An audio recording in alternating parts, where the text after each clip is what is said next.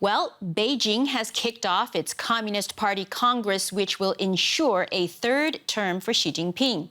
He will enter his second decade of rule with a less robust economy, but more control over China and its citizens, which has also meant a more nationalistic country fueled on more propaganda. So far, the actual events of the Congress have been pretty dry, with no clear surprises from his speech, though overseas analysts are parsing and debating every word. One thing to keep an eye out for, whether he'll even hint at a possible successor. One of the world's most powerful men does not appear to have a succession plan, which is always a challenge for any country. We have journalist Su-Lin Wang joining us from The Economist. She and her team recently put out a multi-part podcast series about Xi Jinping entitled The Prince, which I highly, highly recommend. It's very engaging. So, Su-Lin, why don't we start by asking, if viewers are to take away anything about Xi Jinping, what are the key things we need to know? What's important to understand about Xi Jinping is that he's driven by power, he's incredibly ambitious, he has this sense of entitlement and an understanding of Chinese history, and he is also motivated by China's future. So what do I mean by this? He had an incredibly traumatic childhood. Even though he was born into Communist Party royalty, when he was 9 years old, his dad was purged and he was attacked and given 5 minutes to live by Mao Zedong's mobs. He was then sent to live in the countryside for 7 years in a cave. So he had this really scarring childhood, and that has really shaped who he is. Because while millions of his generation thought, that's it, I'm done with China, because they had that similar experience, what makes Xi Jinping really interesting is that he had a different takeaway. And what he realized was, what he decided was that it wasn't that the Chinese Communist Party in and of itself was bad, even though it had inflicted all that trauma onto so many millions of Chinese. What he decided was that the party had lost control during his childhood. And so if he ever rose through the Chinese Communist Party, and if he ever rose to the very top, he would make sure that that kind of chaos wouldn't be repeated. And he was going to make sure that he would prioritize control above all else. So understanding his childhood, but also understanding his family, helps us understand why he's doing what he does today.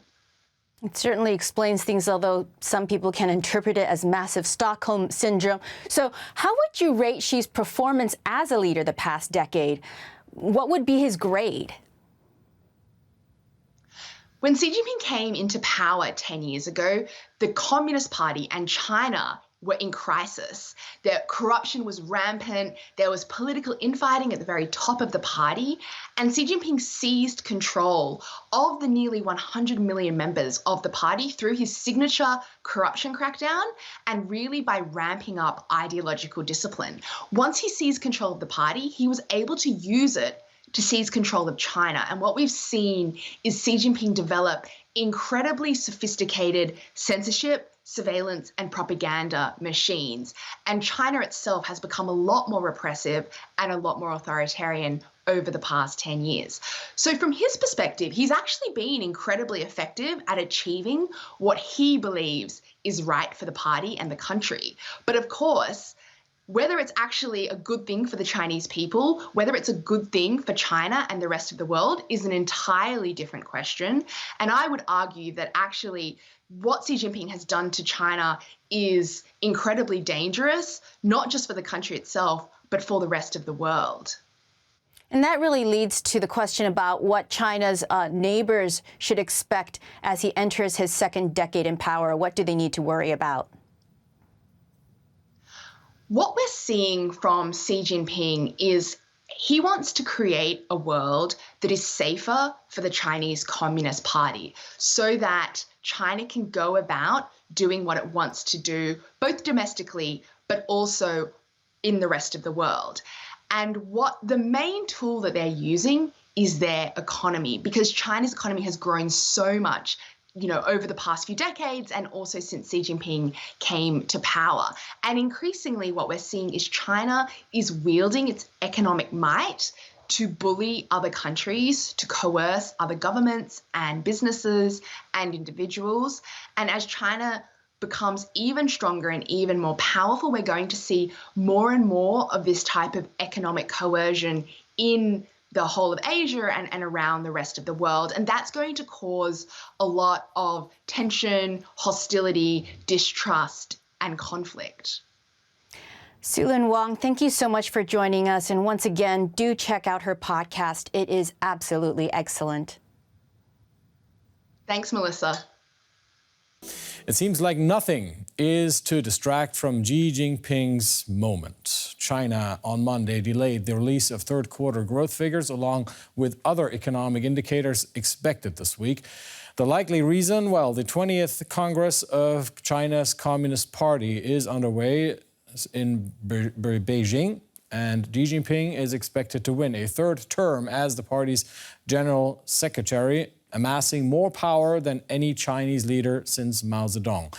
But Mr. Xi must take on some difficult tasks, especially the economic instability of the country.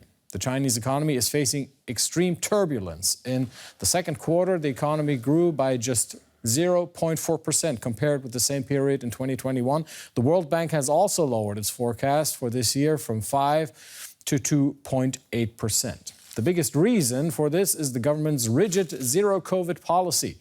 Several cities and different regions are still in complete or partial lockdown. They are responsible for 30% of China's GDP growth. Now, as a consequence of these lockdowns, residents are buying less products, factories and ports remain closed, and supply chains remain disturbed. Now, let's take a closer look here. What's at stake at the party Congress and for China overall, with DW's China analyst Clifford Coonan here in the studio, and with Jörg Wuttke. He's the head of the EU Chamber of Commerce in Beijing. Welcome to both of you.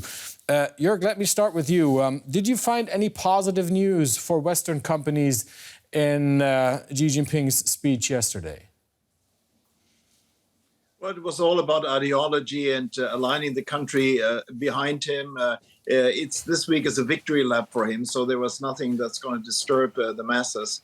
So there was not much on specifics when it comes to business. I think there are more worries for us than good news, particularly the topic about self-reliance, China feeling the heat from the US and trying to basically become less dependent on globalization, and hence that's not good news for us. Clifford, over to you. China's state and party leader says we're going to stick with the zero COVID strategy. Xi Jinping has hailed this as a success. Why does he want to stick to that if it's so detrimental to the country's economy? Well, at this stage, it's a policy that he will be judged on. And because he started early and he did have early successes, now there's no scientific reason or very few scientific reasons. It's just too infectious, the Omicron variant. So the reason he's staying with it is because he's stuck with it now. Politically, it's very important that he stays with it. And also, the country's health system is still very much in development. So it would be quite problematic, I think, if there were a major outbreak there. So he's basically sticking with it for that reason. Jörg, back to you. So with China holding on to the zero COVID strategy, I mean, we've seen that companies have been looking for alternatives to China. We see that investment of EU companies in China has been declining. Is China going to become, in parentheses, just another foreign market?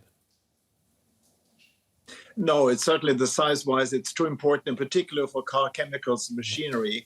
Those companies in that field have to invest more and more. It's just too big and too important. But you're right. In many ways, companies are looking at alternatives. We are not moving out of China. We are looking into India, Southeast Asia, even back into the European Union in order to see where we can do stuff. And of course, the longer China waits with a zero tolerance policy, the more the movement is for new investment going to other places, something which, of course, then will be irreversible. So China inadvertently is opening the doors in other countries for European investment. Jörg, Mr. Xi also said that he's not ruling out force when it comes to what he says uniting Taiwan with China. How prepared are Western companies in China, should it come to that, and the subsequent sanctions? Well, I mean, nothing new there. He has always been saying if there's the red line, it's Taiwan independence, and they always indicated they will use force. I don't see any war at the horizon anytime soon. Of course, the blockade during the Pelosi visit was a sort of a warning shot. At the same time, China is as dependent on the Taiwanese semiconductor supply chain as are we. And in case there's a blockade or let alone a war, of course, it's not just China being impacted. The whole world goes down in flames. Clifford, back to you here in the studio. What will Beijing's future economic policy, which is somewhat today's economic policy, what they're going to hold on to, mean to citizens and consumers around the world? Well, I think what we're seeing in this Congress is there's quite a lot of rhetoric around common prosperity and dual circulation, and which are quite vague. I think what you're seeing is more, as you see more state interference in the economy, you're going to see things much more of a focus on the domestic market. And I think that means that for companies outside of China, for example, it's going to become quite difficult, particularly with the political stresses. We've seen that Joe Biden has just introduced new sanctions on, new restrictions on tech transfer, which means that Americans working for the companies there are quitting. So it's going to have quite a serious impact. DW's Clifford Coonan and Jörg Wuttke, the EU's head of the Chamber of Commerce in Beijing. Thanks to you both.